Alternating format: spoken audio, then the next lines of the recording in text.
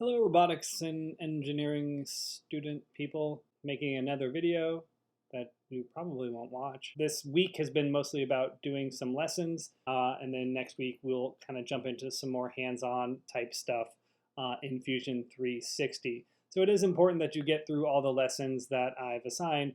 There are opportunities in each of these lessons to write in and email me questions that you have.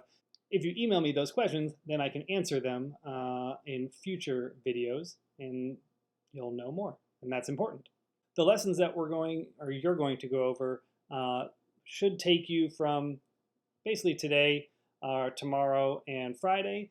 They're on Mechanical Assemblies. Please email me. I am more than happy to get back to you with an answer as best I can.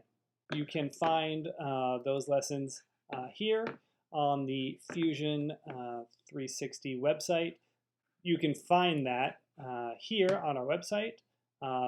Assignment 3, there'll be a video. This video actually will be located right here after I post it. And this link here will take you to that Mechanical Assemblies Fundamentals lesson. There are 7 lessons and then another 7 quick tips. You should go through all of those.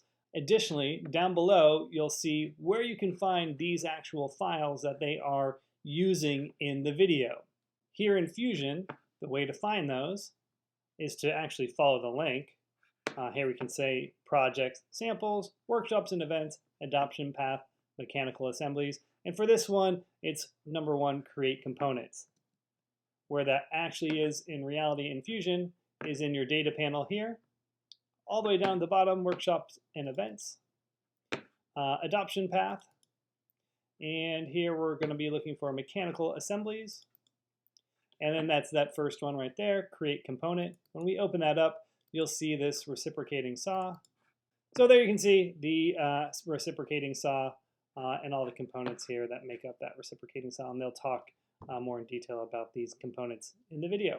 So that's all I have for you today. Quick, short video. Hopefully you'll learn something from going through these lessons, and hopefully I'll hear from some of you with your questions, and we can learn more together. Bye.